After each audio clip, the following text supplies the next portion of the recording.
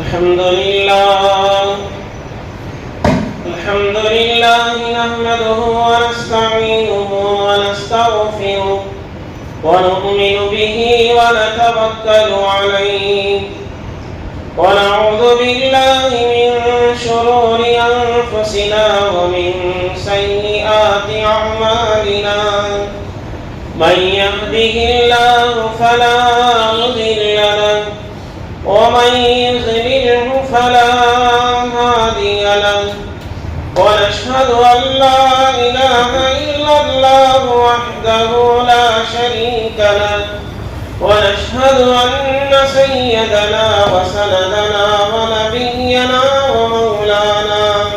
ومولانا محمد وبارك وسلم أرسله الله تعالى إلى الناس بالحق بشيرا ونذيرا وداعيا إلى الله بإذنه وسراجا منيرا أما بعد فقد قال الله تبارك وتعالى في الكلام المجيد والفرقان الحميد فأعوذ بالله من الشيطان الرجيم بسم الله الرحمن الرحيم قل إن الموت الذي تفرون منه فإنه ملاقيكم وقال في مقام آخر من كان يرجو لقاء ربه فليعمل عملا صالحا ولا يشرك بعبادة ربه أحدا صدق الله العظيم قال النبي صلى الله عليه وسلم الموت جسر يوصل الحبيب إلى الحبيب وقال في مقام آخر إذا مات الإنسان إذا انقطع عمله إلا ثلاث صدقة جارية أو علم ينتفع به وولد صالح أو كما قال عليه الصلاة والتسليم اللهم صل على سيدنا محمد وعلى آل سيدنا محمد وبارك وسلم اللهم صل على سيدنا محمد وعلى آل سيدنا محمد وبارك وسلم اللهم صل على سيدنا محمد وعلى آل سيدنا محمد وبارك وسلم رب اشرح لي صدري ويسر لي أمري واحلل عقدة من لساني يفقهوا قولي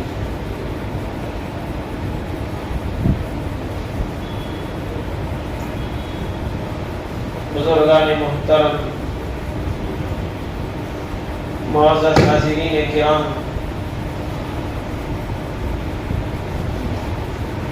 اللہ کے لاڈلے میرا اور آپ کے آقا حضرت محمد صلی اللہ علیہ وسلم نے ایک مرتبہ صحابہ کرام سے پوچھا کہ عقل مند کون ہے؟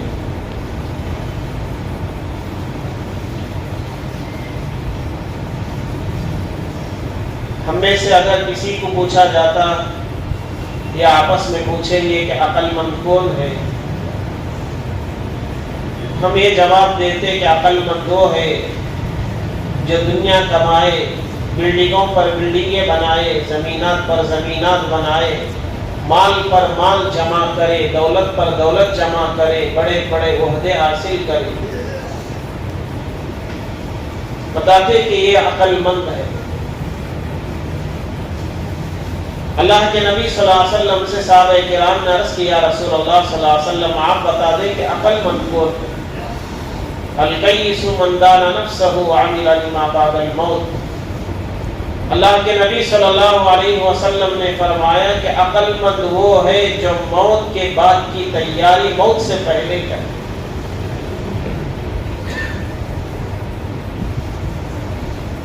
آج انسان ہر برا عمل اس لیے آسانی سے کر لیتا ہے کہ اس کے دل میں اسے موت کا استحضار نہ ہونے کی وجہ سے وہ ہر برا عمل آسانی سے کر لیتا ہے اور اسے احساس بھی نہیں ہوتا کہ میں جو یہ عمل کر رہا ہوں اس سے میرا اللہ ناراض ہوگا، میرے نبی حضرت محمد صلی اللہ علیہ وسلم ناراض ہوں گے، اسے یہ احساس بھی نہیں ہوتا۔ لیکن وہی جسے موت کا استحضار ہوتا ہے وہ ہر عمل سے، ہر برے عمل سے بچتا ہے۔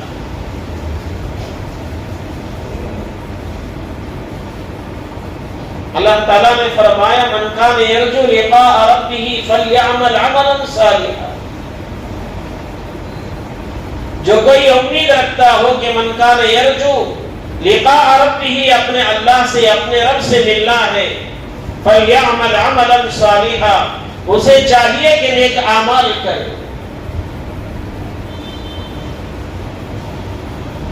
ولا یشرک بعبادت ربہ احدا، اللہ تعالیٰ نے فرمایا اسے چاہیے کہ وہ شرک نہ کرے۔ اسی لیے وہی انسان اللہ کو ڈرتا ہے جو موت کے بعد اللہ سے ملاقات کا مشتاق ہوتا ہے، موت کے بعد اللہ کے سامنے کھڑے ہونے سے ڈرتا ہے، وہی نیک اعمال کرتا ہے۔ جو موت کے بعد کھڑے ہونے سے نہیں ڈرتا وہ ہر ایک کا مال غرق کرتا ہے، غریبوں کا، مزدوروں کا، فقیروں کا، پڑوسوں کا، جہاں اسے موقع ملا وہاں مال غرق کرتا ہے، کیونکہ اسے خیال نہیں ہوتا کہ مجھے موت کے بعد اللہ کے سامنے کھڑا ہونا ہے، میں نے کسی کا حق دبایا ہے، غریبوں کا حق دبایا ہے، مزدوروں کا حق دبایا ہے، پڑوس کا حق دبایا ہے، رشتہ داروں کا حق دبایا ہے۔ جب یہ چیز اس کے سامنے ہوتی ہے تو وہ کسی کے سامنے اور نہ کسی کا حق کو مانتا ہے، نہ وہ کسی کو تکلیف دیتا ہے، نہ وہ کسی کو تکلیف میں ڈالتا ہے۔ موت آنی یقینی، چاہے مالدار ہو، غریب ہو، فقیر ہو، بوڑھا ہو، جوان ہو، بچہ ہو، ہر ایک کو اللہ تبارک و تعالیٰ نے موت کو مقرر کر دیا ہے۔ کل نفس ذائقۃ الموت، اللہ تعالیٰ نے فرمایا ہر جاندار کو موت کا مزہ چکھنا ہے، ہر جاندار کو موت کا مزہ چکھنا ہے۔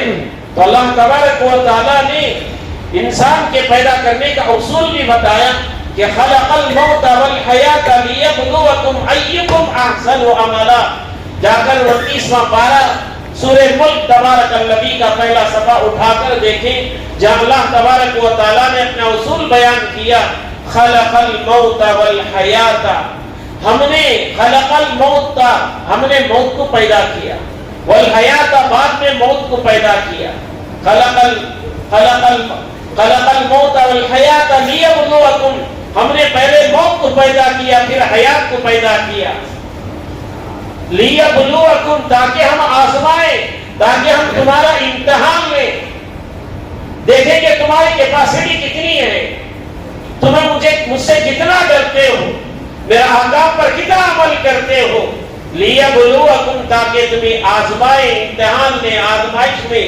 ڈالیں، ایکم، تم میں سے کون احسن عملا، کون بہترین عمل کرے گا، سب سے اچھے اعمال کون کرے گا۔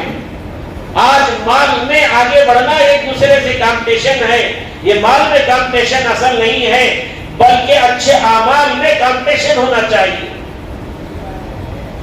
وہ تہجد میں 4 رکعت پڑھ رہا ہے، میری بیوی 4 رکعت پڑھتی ہے، میں 8 رکعت تہجد پڑھوں، میری بیوی روزانہ، میرا بھائی روزانہ یہ 2 پارے پڑھتا ہے، میں 4 پارے پڑھوں گا، میرا بھائی تمام نوافل کی پابندی کرتا ہے، میں اور زیادہ سنتوں کو جان جان کر عمل کروں گا۔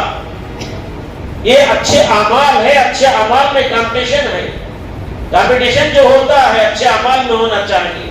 تو اللہ تبارک و تعالیٰ نے اپنا اصول بیان کیا، خلق الموت والحیات لیبلوکم ایکم احسن عملا، اللہ تبارک و تعالیٰ نے یہ موت، یہ حیات، یہ زندگی یہ کیوں دی؟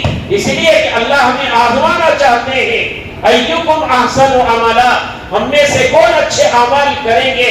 یہ اللہ تعالیٰ آزمانا چاہتے ہیں، دیکھنا چاہتے ہیں، اور موت کے بعد اسے بہترین زندگی دینا چاہتے ہیں۔ وہ قبر میں بھی آئے تو اسے وہاں تکلیف نہ ہو، حشر میں بھی اسے شرمندگی نہ ہو، حشر میں بھی وہ ذلیل نہ ہو، بلکہ میرا بندہ وہ قبر میں بھی آئے تو چین کی نیند سوئے، اور حشر میں بھی آئے تو وہ سب کے ساتھ اس کی عزت ہو، اس کا اکرام ہو، میرا بندہ بندی ذلیل نہ ہو۔ اللہ تبارک و تعالیٰ نے ہمیں حیات اس لیے دی ہے، ایک دوسرے پر ظلم کرنے کے لیے نہیں، ایک دوسرے پر اپنی آمرانہ انداز سے حکم کرنے کے لیے نہیں، بلکہ یہ زندگی اللہ نے امانت کے طور پر ہمیں دی۔ اپنی زندگی ہمارے پاس ایک امانت ہے۔ بزرگان محترم، تاریخ اٹھا کر دیکھیں کہ اللہ تبارک و تعالیٰ نے موت کو حضرت آدم علیہ نبی علیہ السلام سے لے کر قیامت تک بھی یہ موت کا سلسلہ جاری رہے گا۔ فرشتوں نے اللہ تبارک و تعالیٰ سے عرض کیا، اللہ یہ دنیا میں آپ انسان کو پیدا کر رہے ہیں، تو انسان کو اتنی جگہ کہاں ہے کہ انسان آئے گا؟ تو دنیا اتنی بڑی نہیں ہے، کیا اتنے سارے انسان بچ سکے؟ یہ تو سلسلہ انسان کا جاری ہے۔ اللہ تبارک و تعالیٰ نے فرمایا فرشتوں سے، میں نے موت کو مقرر کر دیا ہے، وہ آئیں گے، ان کے اولاد نسل چلے گی، ان کے دادا جائیں گے، پھر ان کے والدین جائیں گے، پھر یہ جائے گا، پھر ان کے بچے جائیں گے، پھر ان کے بعد نسل، اسی طرح یہ قیامت تک سلسلہ جاری رہے گا۔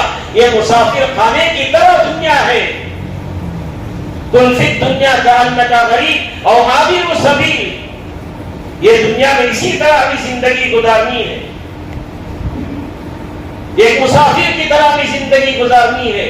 اللہ تبارک و تعالیٰ نے جو دنیا بنایا ہے یہ برباد اور فنا کرنے کے لیے ہی بنایا ہے، لیکن اللہ تبارک و تعالیٰ نے جو ہمیں یہ حیات دی ہے، یہ زندگی دی ہے، یہ امانت دی ہے، یہ موقع دیا ہے کہ اس زندگی کے اندر اچھے اعمال کر لو اور آخرت سنوار لو۔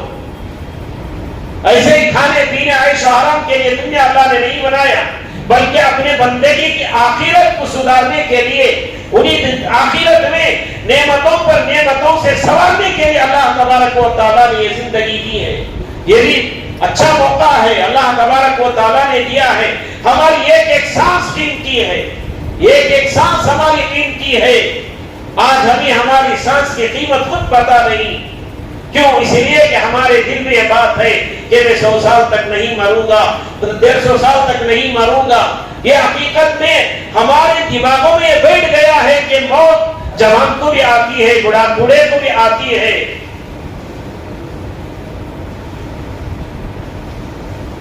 آج کرونا کے بعد لوگوں کو یہ سمجھ میں آ گیا کہ موت کتنا آسانی سے آتی ہے، اس سے پہلے اتنا زیادہ سمجھ میں نہیں آیا تھا۔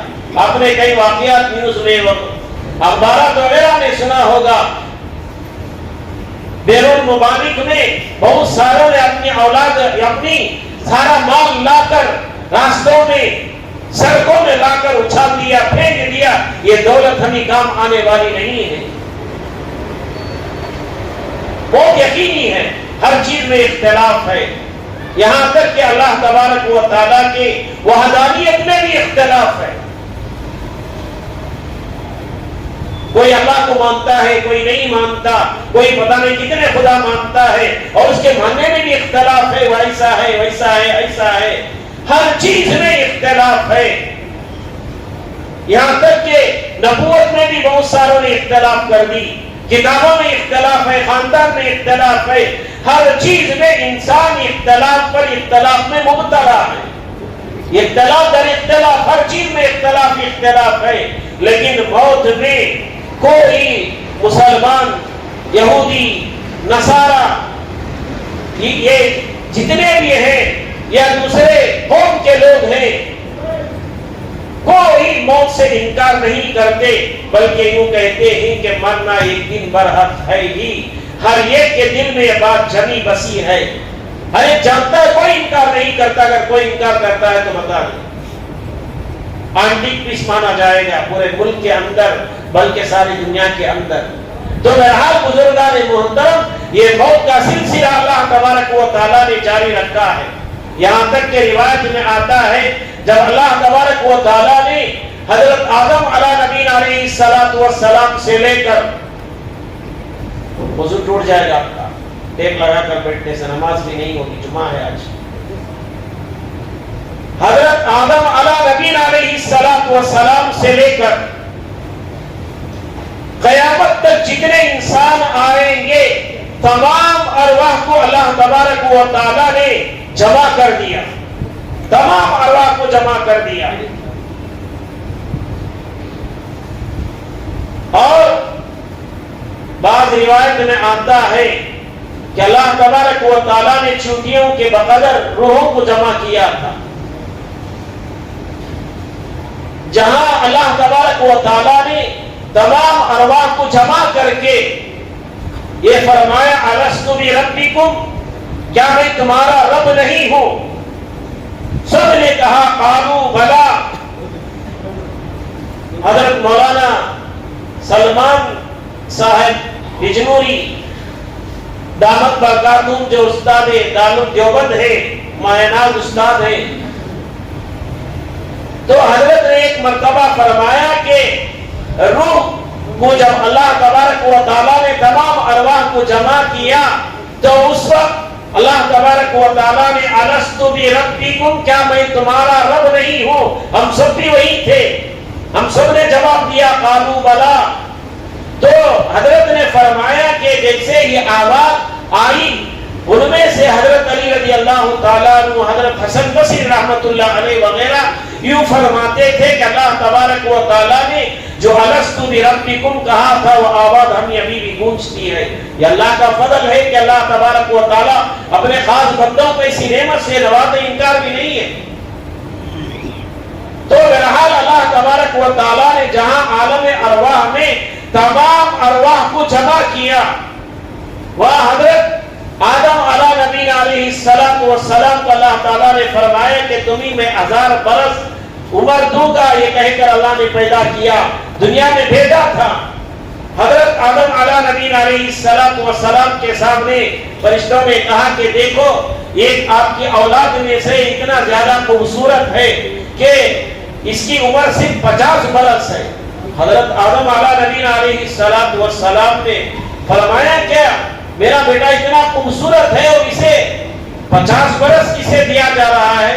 حضرت آدم علیہ السلام نے اللہ سے عرض کیا یا اللہ میرے 50 برس میرے اس بچے کو دے دو۔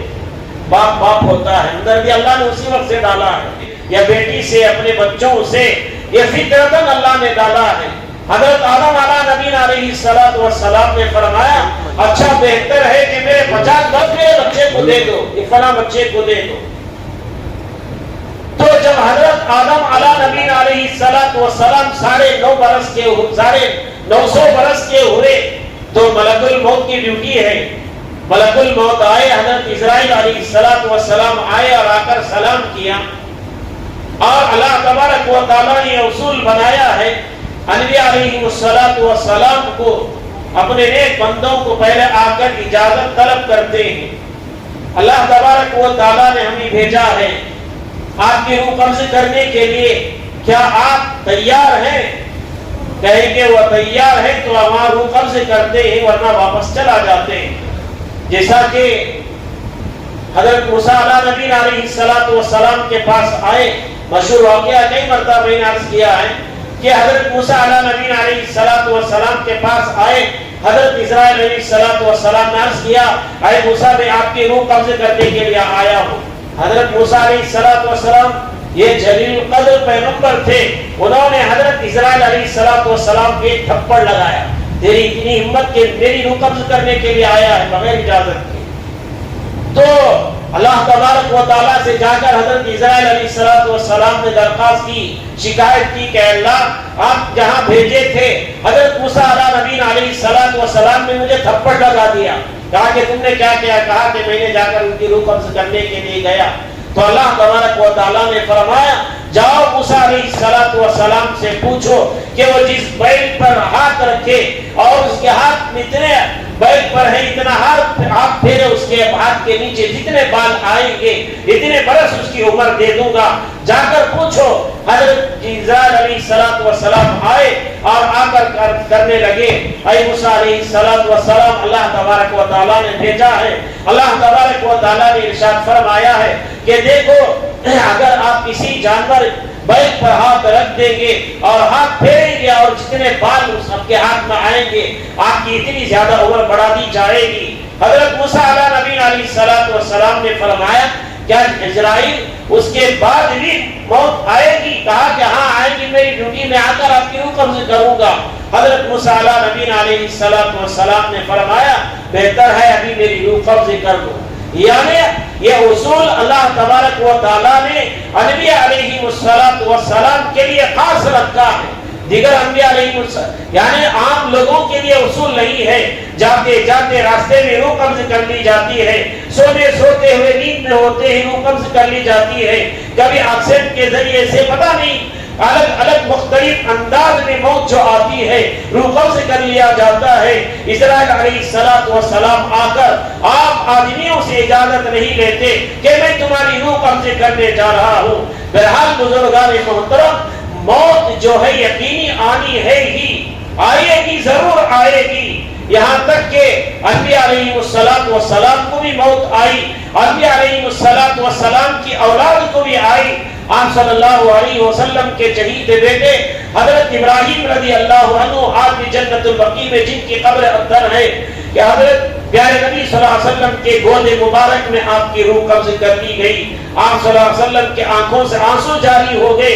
صحابہ کرام نے عرض کیا یا رسول اللہ صلی اللہ علیہ وسلم آپ کے آنکھوں سے آنسو؟ کہا کہ یہ میرے دل کی ہمدردی ہے، کہ میرے دل کی ہمدردی یہ میرے آنکھوں سے بہ رہی ہے، اس کا اظہار ہو رہا ہے. یہ تو میری اولاد ہے، یہ نبوت کے منافع مقام نبوت کے خلاف نہیں ہے کہ کسی کے انتقال پر آنسو بہ جانا، یہ اس کے خلاف نہیں ہے، بلکہ آپ صلی اللہ علیہ وسلم کے آنکھوں سے بھی آنسو جاری ہو گئے. یہ اللہ تبارک و تعالیٰ کا اصول ہے کہ اللہ تبارک و تعالیٰ نے موت کو مقرر کر دیا، ہر ایک اس کا مزہ چکنا ہے. یہاں تک کہ امام مالک رحمت اللہ علیہ کے بارے میں آتا ہے کہ امام مالک رحمت اللہ علیہ اللہ کے نبی صلی اللہ علیہ وسلم سے اتنی محبت کرتے تھے کہ وہ مدینہ منورہ میں رہنے کے باوجود صرف ایک حج انہوں نے کیا. دوسرا حج کے لیے کیوں نہیں گئے؟ اس لیے کہ وہ مدینے میں موت کی تمنا کرتے تھے اور مدینے سے اگر باہر نکلا حج کے لیے بھی مجھے موت آ گئی تو کیا کروں. ایک مرتبہ آپ صلی اللہ علیہ وسلم خواب میں آئے. خواب میں حضرت امام مالک رحمت اللہ علیہ نے عرض کیا کہ موت کے بارے میں، موت کی تمنا کے بارے میں عرض کیا تو حضرت پیارے نبی صلی اللہ علیہ وسلم نے 5 انگلیوں سے اشارہ کیا. حضرت امام مالک رحمت اللہ علیہ صبح میں بیدار ہوئے، بڑے پریشان ہوئے کہ اللہ کے نبی صلی اللہ علیہ وسلم سے میں نے موت کے بارے میں پوچھا تو اللہ کے نبی صلی اللہ علیہ وسلم نے 5 انگلیوں سے اشارہ کیا. اس سے کیا 5 سال مراد ہے یا 5 مہینے مراد ہے یا اس سے 5 ہفتے مراد ہے یا 5 گھنٹے مراد ہے یا 5 منٹ مراد ہے یا 5 سیکنڈ مراد ہے؟ اس سے سمجھ میں نہیں آیا کہ خواب کی تعبیر کیا ہوگی. حضرت امام مالک رحمت اللہ علیہ نے اپنے غلام کو باندی کو بھیجا کہ جاؤ کہ ابن سیرین علیہ رحمہ کے پاس جا کر پوچھو کہ اس کی خواب کی تعبیر کیا ہے. ایک شخص نام مت بتانا کہ خواب کس نے دیکھا ہے، بس جا کر کہو کہ ایک صاحب کو اس طرح سے خواب پڑا. اللہ کے نبی صلی اللہ علیہ وسلم سے انہوں نے موت کے بارے میں پوچھا تو پیارے نبی صلی اللہ علیہ وسلم نے 5 انگلیوں سے اشارہ کیا یہ خواب کی تعبیر معلوم کر کے آؤ. حضرت امام مالک رحمت اللہ علیہ کے کہنے پر گئی اور جا کر وہاں انہوں نے ابن سیرین علیہ رحمہ کے پاس جا کر خواب کی تعبیر پوچھی تو حضرت امام مالک ابن سیرین رحمت اللہ علیہ نے فرمایا کہ یہ خواب کس نے دیکھا؟ آپ تو دیکھ نہیں سکتے. وہ عام آدمی تھا. کہا کہ آپ یہ خواب نہیں دیکھ سکتے، بتاؤ کون ہے؟ یہ خواب عالم ہی دیکھ سکتا ہے، عالم کے علاوہ خواب دوسرا نہیں دیکھ سکتا۔ جاؤ، جب تک آپ نام نہیں بتائیں گی اس وقت تک میں خواب کی تعبیر نہیں بتاؤں گا۔ جو آئے تھے نمائندے واپس چلا گئے۔ حضرت امام مالک رحمۃ اللہ علیہ کے پاس جا کر عرض کرنے لگے کہ دیکھو میں نے خواب کی تعبیر پوچھنے کے لیے گیا تو وہاں انہوں نے اس طرح سے کہا کہ آپ یہ خواب آپ دیکھ نہیں سکتے، یہ دیکھنے والا عالم ہی دیکھ سکتا ہے۔ اور یہ بھی انہوں نے فرمایا کہ جب تک جس نے خواب دیکھا اس کا نام نہیں بتاؤ گے اس وقت تک میں خواب کی تعبیر نہیں بتاؤں گا۔ تو حضرت امام مالک رحمۃ اللہ علیہ نے پھر کہا کہ جاؤ میرے نام کا اظہار کر دو اور جا کر ان سے میرے خواب کی تعبیر پوچھو۔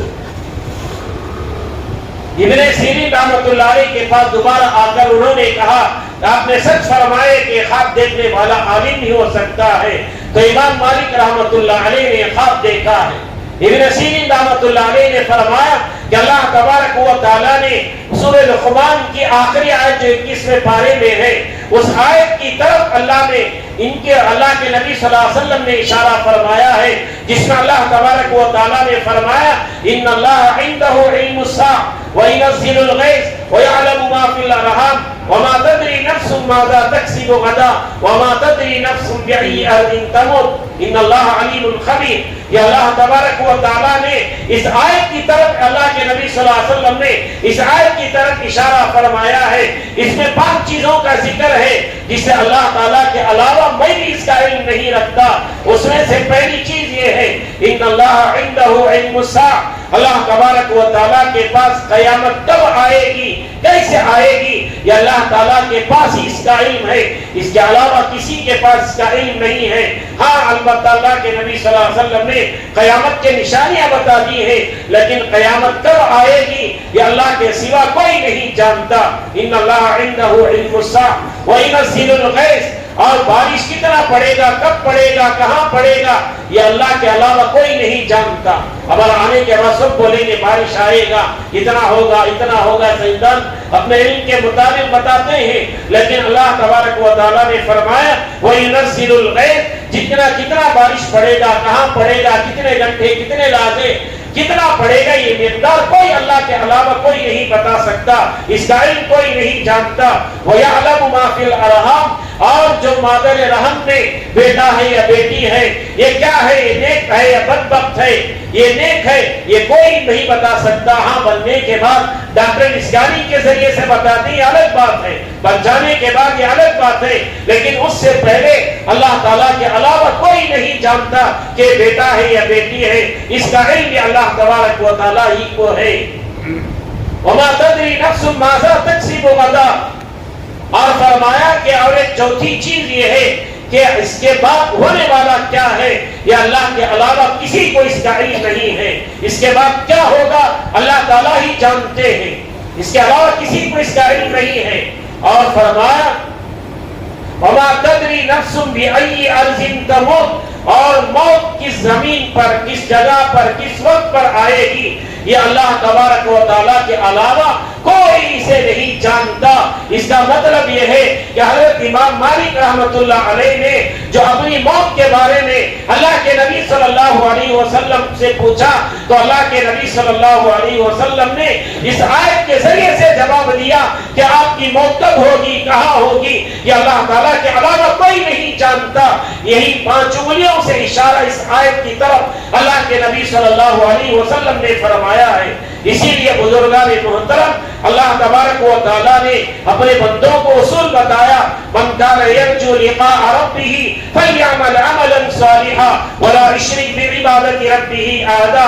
اللہ کا بندہ وہی اللہ سے ملنے کی تمنا کرتا ہے، موت کو وہی محبت کرتا ہے جو اللہ سے ملاقات کرنے کا جو تمنا رکھتا ہے وہ اچھے اعمال بھی کرتا ہے اور وہ کسی کے ساتھ شرک نہیں کرتا۔ اللہ تبارک و تعالیٰ نے اصول بتایا آج انسان موت سے کیوں ڈرتا ہے؟ اس لیے کہ اس کے اعمال اتنے اچھے نہیں ہیں کہ قبر میں جا کر میری پکڑ اللہ کی کیسے ہوگی، حشر میں کیا ہوگا، اللہ کے سامنے کھڑے ہونے پر کیا ہوگا۔ انسان کے اندر تھوڑا بہت بھی ڈر آ جاتا ہے، اللہ تبارک و تعالیٰ اس کے اعمال کو سدھار دیتے ہیں۔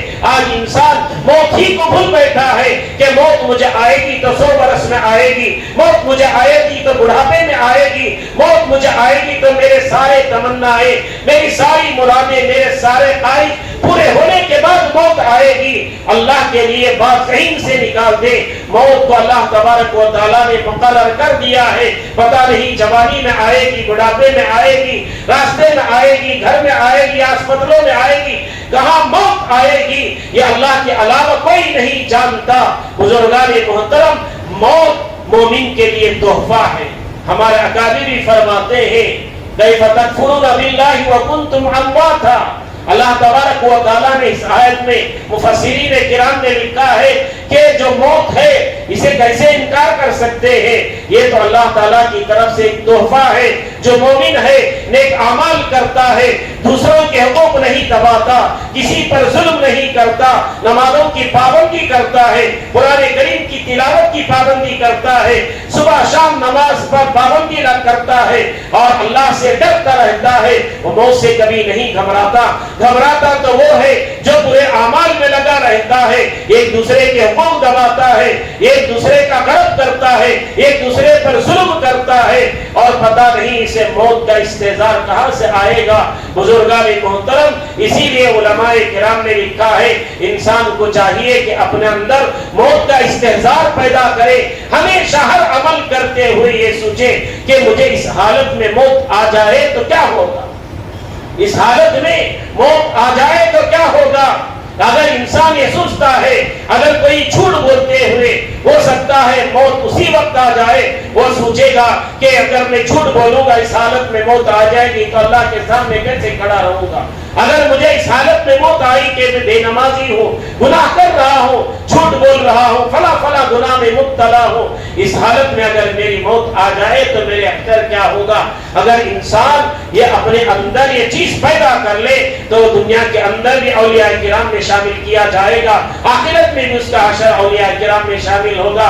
بہرحال بزرگان محترم، الحمدللہ اللہ سے دعا فرمائے اللہ تعالی ہم تمام کو موت کا استحضار نصیب فرمائے، اچھے اعمال کی توفیق عطا فرمائے، موت سے ڈرنے سے بھی اللہ حفاظت فرمائے، اللہ کرینے والی موت نصیب فرمائے، اللہ سب کی عمر میں برکت عطا فرمائے۔ بہرحال بزرگان محترم، ہم بڑے خوش نصیب ہیں کہ الحمدللہ ہمارے محلے میں ہماری جو مسجد بلال ہے وہ مسجد بلال الحمدللہ قدیم تھی، ابھی نئی تعمیر ہونے جا رہی ہے، اسی لیے ہر ایک کے دل میں یہ تمنا خواہش بھی ہے کہ مسجد کا کام شروع ہونے جا رہا ہے۔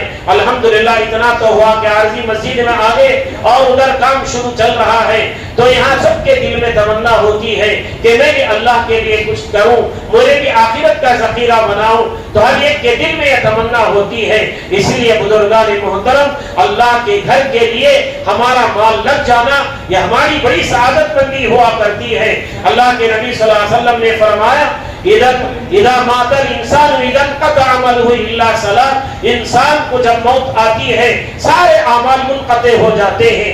ہم جب تک زندہ ہیں ہماری آخرت کا ذخیرہ اسی وقت تک جمانا ہے، ایسا نہیں کہ ہمارے مرنے کے بعد ہماری اولاد ہمارے پر پوتے ہم پر ایصال ثواب کریں گے، کیا بات ہے۔ زندہ رہ کر والدین کو دیکھنے والے نہیں ہیں، مرنے کے بعد آج کے ماحول میں کیا دیکھیں گے۔ اسی لیے بزرگان محترم، اللہ کے نبی صلی اللہ علیہ وسلم نے فرمایا اذا مات الانسان اذا انقطع عمله الا صلاۃ، جب انسان مر جاتا ہے تو سارے اعمال منقطع ہو جاتے ہیں، لیکن 3 عمل ایسے ہیں جو باقی رہتے ہیں، ان میں سے ایک یہ ہے کہ صدقۃ جاریہ، یعنی صدقہ جاریہ ہمارے مرنے کے بعد بھی وہ قیامت تک ثواب پہنچتا رہتا ہے۔ ہماری مسجد تعمیر ہو رہی ہے، مسجد میں بورویل کی ضرورت ہے، ایگزامپل دے رہا ہوں، تو بورویل ڈلا دیا، وہاں سیمنٹ کی ضرورت ہے، پائے کو پلر کھڑا کرنی ہے، وہاں کھمبی کی لوہے کی اسٹیل کی ضرورت ہے، وہاں کھڑا کر دیا، وہ قیامت تک مسجد رہے گی۔ مرنے کے بعد ہم چند سالوں میں 10 سال 20 سال 30 سال 50 سال 60 سال جائیں ضرور جائیں گے، لیکن جانے تک بھی اللہ اس کا اجر دیں گے۔ اور جانے کے بعد بھی قیامت تک کی اگر ہمارا رہے گا، بزرگان محترم یہ مال جسے ہم نے محنتوں سے کمایا ہے وہ ہماری دنیا اور آخرت میں کام نہ آئے تو مال کیسا مال ہے؟ وہی مال جسے ہم چھوڑ کر جائیں گے فتنے کا ذریعہ، اولاد کی لڑائی کا ذریعہ بنے گا۔ یہی اولاد کو ہم صحیح تربیت کر کے ہمارے کمائے ہوئے مال میں سے اللہ کے گھر کے لیے تعاون کریں گے، اللہ کے گھر کے لیے لگائیں گے، ساری چیزیں برباد ہو جائیں گی، ساری دنیا برباد ہو جائے گی، لیکن مساجد یہ باقی رہنے والی چیز ہے۔ ساری دنیا کی ساری نعمتیں ختم ہوگی لیکن مسجدیں یہ باقی رہنے والی چیز ہے۔ وہ بھی یہ مسجدیں مسجد حرمین شریفین سے مکہ اور مدینے کی مسجد حرام اور مسجد نبی صلی اللہ علیہ وسلم سے مسجدیں جا کر مل جاتی ہیں، وہاں جا کر ہمارا ملنا یہ ہماری خوش نصیبی ہے۔ بزرگان محترم بہت بڑا کام ہمارے سامنے ہے، اسی لیے اللہ کے لیے ہر جمعہ کچھ نہ کچھ طے کر لیں۔ میرا ہر جمعہ کام شروع ہونے جا رہا ہے، ہر جمعہ میرا اتنے موٹے سیمنٹ میں دوں گا، میری کمائی کا ایک حصہ میرا اللہ کے گھر کے لیے گویا میری آخرت کے لیے طے کر لے۔ اللہ اتنی زیادہ کمائی بھی آپ کو ضرور دے گا۔ نیتوں کے اوپر اللہ فیصلے کرتے ہیں، ایسا نہیں کہ اللہ کے گھر کو دینے سے آپ کا مال گھٹ جائے گا، بلکہ آپ کا مال نہیں گھٹے گا۔ قرآن کا فیصلہ ہے من جاء بالحسنۃ فلہ عشر امثالھا، جو کوئی ایک نیکی لے کر جاتا ہے اللہ اسے 10 دیتے ہیں۔ کم از کم آخری درجہ آپ نے مسجد کے لیے 1000 روپئے دیے، انشاءاللہ منبر رسول پر بیٹھ کر کہہ رہا ہوں یہ قرآن کی آیت ہے، آپ کو 10,000 دیں گے، اللہ تعالیٰ انتظام کریں گے۔ آپ 1 لاکھ روپے مسجد کے لیے دیے، آپ کو 10 لاکھ روپے دیں گے۔ یہ میری زبان ہے لیکن الفاظ قرآن کے ہیں، اللہ کا وعدہ ہے، جھوٹے سیاستدانوں کی طرح جھوٹے وعدے نہیں ہیں، بلکہ اللہ کا وعدہ ہے، یہ اللہ کا فیصلہ ہے۔ اللہ کے گھر کے لیے اپنی طرف سے اپنے رشتہ داروں کی طرف سے بہت بڑا کام ہے، اس لیے اللہ کے لیے دیں گے۔ یہی مال ہمارے لیے نجات کا ذریعہ، آخرت میں کامیابی کا ذریعہ بنے گا۔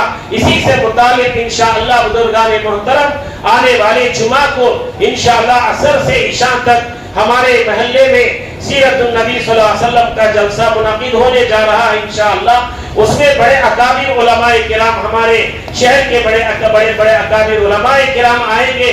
اسی طرح سے انشاءاللہ دارالعلوم دیوبند کے مایہ شخصیت حضرت مولانا شوکت علی صاحب بستری دامن برکاتہم، جو رابطے مدارس کے ناظم عمومی ہیں، یعنی جتنے دارالعلوم دیوبند کے برانچز ہیں اس کے وہ بڑے ہیں، تو وہ بھی تشریف لائے۔ جو یہاں امام کعبہ جہاں پیالس گراؤنڈ میں آئے تھے اس وقت جنہوں نے ان کا ترجمہ کیا تھا، انہوں نے جو کیا تھا وہ حضرت وہاں تشریف لا رہے ہیں۔ اس سے پہلے بھی ہماری مسجد کو آ چکے ہیں، الحمدللہ یہ ہماری خوش نصیبی ہے۔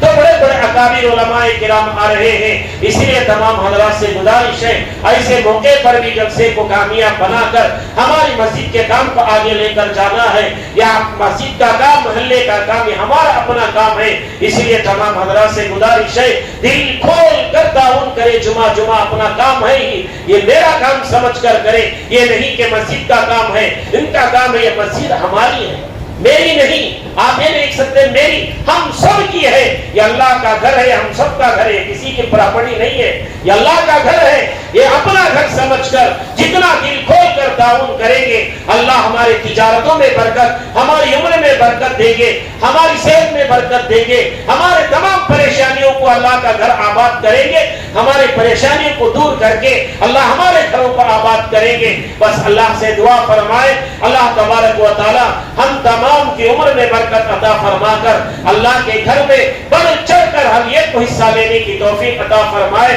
اللہ ہماری کمائیوں میں بھی اتنی برکت عطا فرمائے کہ ہمارے محلے کے نوجوان، یہ بزرگ حضرات، یہ سب مل کر اپنے صرف خاص سے اللہ کا گھر کھڑا کر دے، کہیں محلے کے باہر گلی باہر بھی نہ جائے۔ اللہ ایسی ہم سب کو ہمت، ہم سب کو ایسی وسعت، ہم سب کو اللہ ایسی توفیق عطا فرمائے۔ آمین وآخر دعوانا الحمدللہ رب العالمین۔